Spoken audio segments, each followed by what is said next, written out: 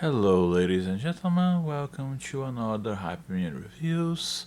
I'm School Writer and today we're going to talk about Space Dandy. So, I've already seen Cowboy Bebop and perhaps I will muster the courage to make a review of it someday. I went through and reviewed Samurai Champloo, so it would be at least fair that I try Shinichirō Watanabe's third and perhaps fourth most famous work, Space Dandy. I tried it before, but I felt it wasn't the right time to watch it, so now I tackle it again. How did it fare?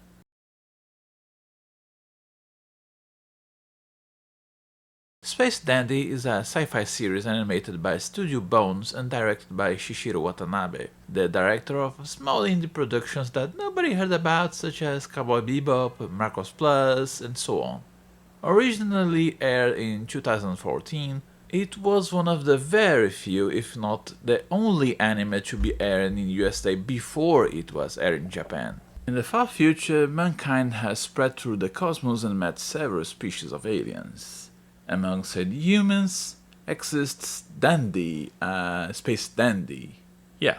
He works as an alien hunter, meaning he seizes new species of aliens to be registered and is paid for it depending on the rarity of the alien in question. Helping him are Key2, his vacuum cleaner robot and the sanest and most responsible member of the team, and Meow, whose full name is nearly unpronounceable, so the crew just calls him Meow, a cat-like Betelgeuse alien otaku slouch who is most often the one to find clues about new aliens in social media while being the universe's biggest punching bag. Stopping the crew from finding aliens lies their own incompetence and the Gogol Empire. For some reason, this gigantic empire sent the space scientist Dr.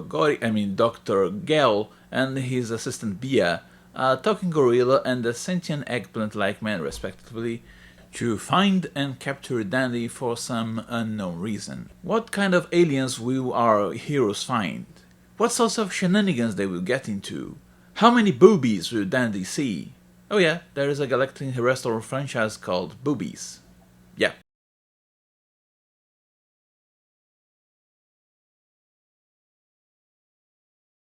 The animation was done by Studio Bones, full stop.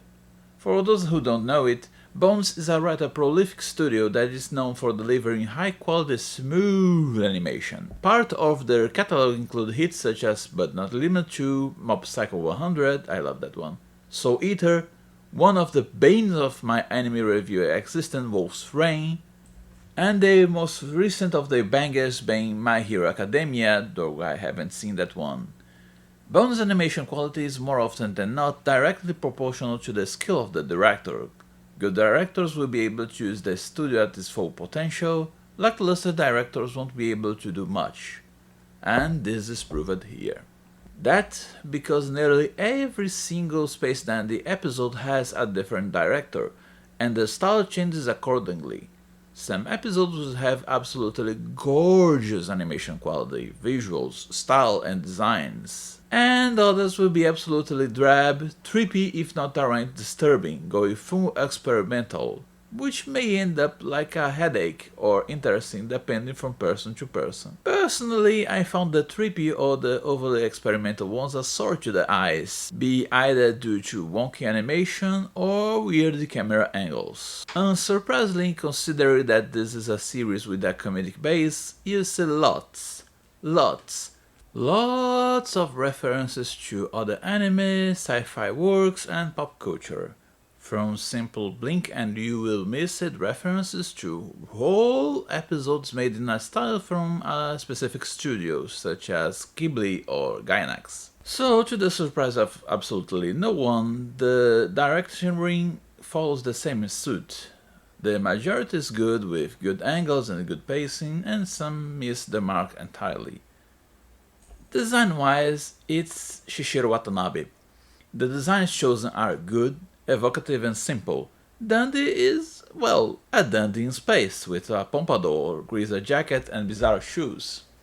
QT is a literal appliance with a design to evoke a maid, including an apron, And Meow is a bizarre, sleek, adorable alien with tiny paws. Aliens are absurdly diverse and comes in literally all shapes and sizes. Backgrounds are diverse and colorful, they absolutely held no punch or regard to what should be common, going absolutely bonker with no restraints. There are several ship designs and some mecha, and some of them are either bizarre, alluring, or a direct reference to something. For Asimov's sake, Gel's ship is a gag Statue of the Liberty! One of the fun tidbits is that sharp eyes will notice hidden star motifs all around the episodes, be them in character designs, backgrounds, and so on. So overall, I'd say it's indeed a visual treat in all senses, with some bumps here and there. Again, Studio Bones. It's unsurprising to say that the animation is also absurdly smooth, and action scenes are sleek, but mostly depending on the director of the episode. The majority are good, with simple scenes to establish characters, flesh them out, exposing alien places that Dandy visits, gags, and the usual fare. Action, whenever it happens, is mostly comedic and referential, so you'll see Macross Missile Massacre attacks, atom punk lasers being fired while silly music plays, and even then it's good. They are well tied with nifty music tracks as well, but that goes to soundtrack.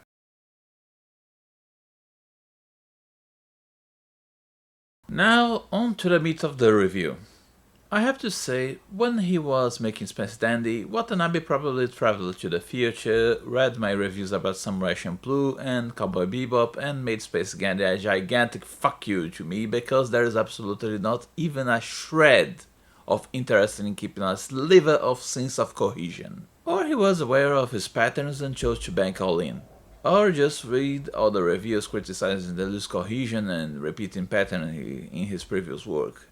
I personally choose to believe the time-traveling explanation because it's the most awesome. That because Space Dandy has an episodic nature with an absolute no fucks given narrative structure. Hell, Dandy dies in the first episode and he's back at it in the next one as if nothing happened. There is no regards about the fourth wall whatsoever. In fact, they poke fun at poking fun of the fourth wall and mocking about the fourth wall. Yes, you heard it right. The structure of the episodes more or less the same, with Dandy being roped into a comedic adventure, led to an exotic and weird place to find bizarre aliens.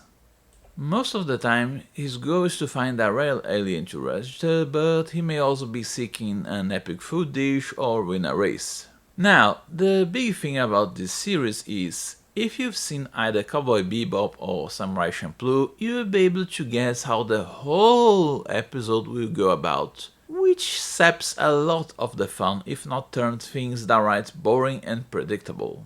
Watanabe, at least in the series I've seen, is fond of the perpetual loser trope, and this basically means that if Dandy is seeking something, the viewer will know from the get-go that he won't get it. At best, he is able to escape a higher situation, get something minor, or find some sort of friendship. That won't last because continuity. And even then, it's very, very rare. You won't see him getting much cash, finding love, or anything that would topple the status quo. Letting Dandy score some wins, especially if he is acting like a good guy instead of a showboater, wouldn't hurt the series, especially if they are playing so fast and loose with continuity. Speaking of, if the perpetual loser is the show's biggest weakness, the loose continuity is both its greatest asset and its biggest problem. On one hand, the writers have carte blanche to do anything they want, exploring bizarre and imaginative scenarios ranging from sentient planets surrounded by death to sentient plants without worrying about consequences. The lack of an overarching narrative also gives creative freedom to do anything without worrying about pacing. At best, there is a mystery about why Gogo Empire is after Dandy, but this isn't developed into something continuous, it's merely a question that spurs Gels into finding Dandy, with hints and pieces being thrown through the episodes here and there. On the other hand, if it's already hard to be invested in a narrative that the viewer knows from the get-go that there won't be any big victories, the lack of a coherent narrative and continuity makes it virtually impossible. If these aspects were used to explore bizarre and interesting concepts in depth, it would be something completely different altogether, but most of the episodes are spent on things that boil down to comedic filler. But even if the episodes are predictable, sometimes there are nuggets of really good moments, like Dandy being ejected in some far future at the death of the universe, or riding a planetary explosion. Some episodes will throw two concepts or plot two threads that seemingly don't relate at all, and then join them in the most absurd fashion at the last second, or keep them separated. And hell, I got decked out of nowhere when an episode suddenly started showing really interesting sci-fi concepts such as exploration of memory or different dimensions, string theories, and so on. Dr. Gell is treated like a wild card. Sometimes he will influence the plot in surprising ways, other times he will just be there to be used as a cheap gag before being killed off. And this random nature makes him worth paying attention to. The humor is also good. Niche, but avoids being overly crass. Its base is Japanese quirky humor, so expect people pointing out how plans are stupid, slapstick, and so on. But pretty much like the nature of the series itself, the self-referential humor and bizarre situations may suddenly show up with downright hilarious results. Another big point in favor of this series is the characterization. For example, Dandy practically dances the line between being likable and being an asshole with gusto, baby. He is as much of a jackass as he is a good, albeit flawed person, and unlike the majority of loser protagonists in media, he isn't a complete failure.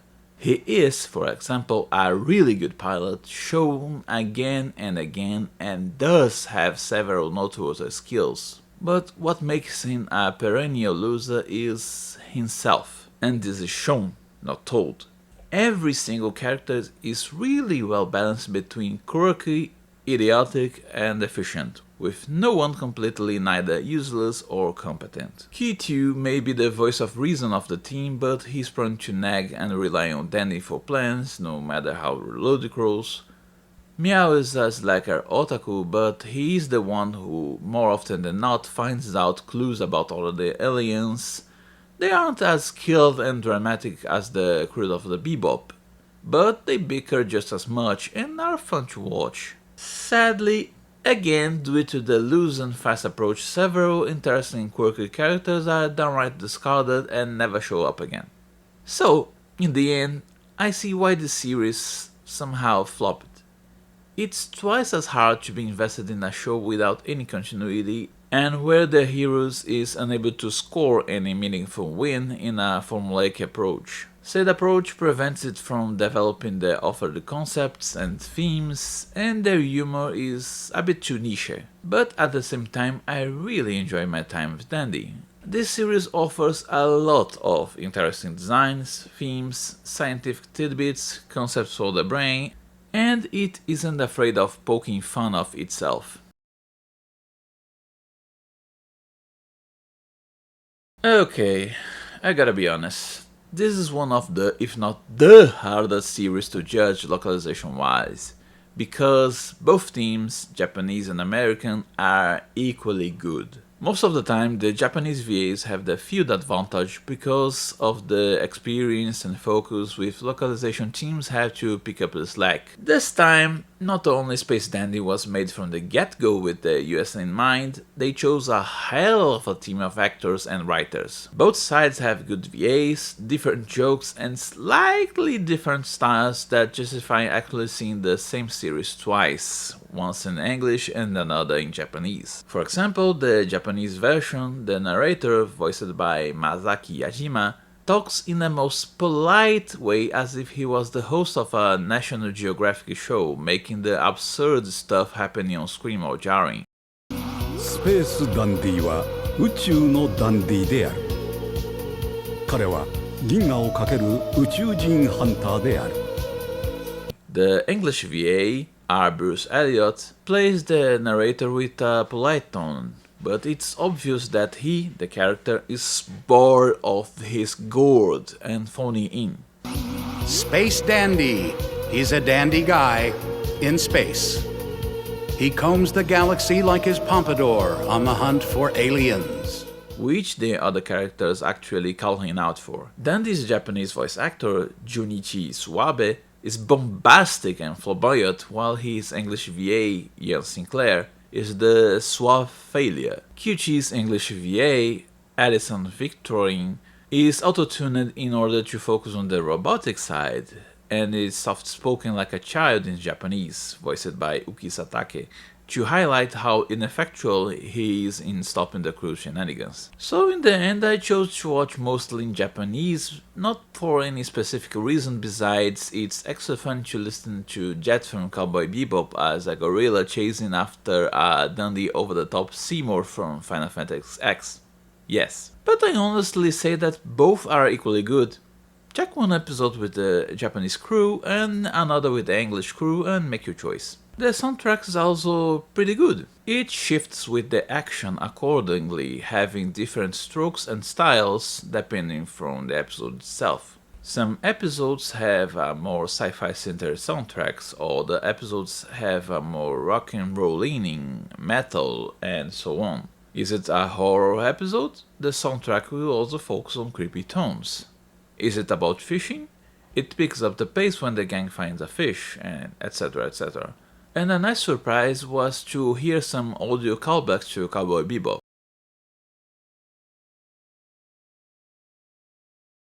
Would I recommend the series?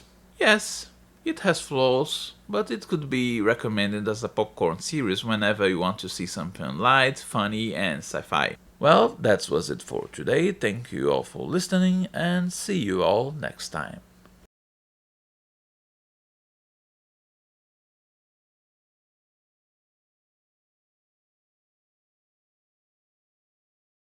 The forever loser is an annoying trope, especially due to repetition. More often than not, the alien of the day will be in plain sight, but Dandy won't be able to neither catch him or convince them to come with him to the center. It's especially weird since we don't actually see what happens to the registered aliens. If there was some sort of caveat or more problem in the registration, like in order to do so the aliens caged or worse, there would be a justification for all the troubles, but we don't see anything of the sort, so why does he let some of them go? By the end, I have to say that the finale was really boring. It was nice to see some characters returning, but even by the end, the perpetual loser formula isn't dropped, and again, everything done ends up meaningless, if not making the situation downright worse. Dandy is kidnapped, and the crew valiantly guards us up, and I immediately said they are all going to die by the end and nothing will change. Truth to be told, it was nifty to show that Dandy is a singularity in the multiverse, thus explaining all the wacky shenanigans and how he keeps dying and showing up, and every single episode technically is its own specific separated universe, and whenever people use hyperspace, they are actually hopping dimensions instead of just spanning space. But at the same time, predictably, it results in the universe being destroyed and being redone, this time without a god, because Dandy once again acted like a brash jackass. So it makes everything that happened so far utterly meaningless.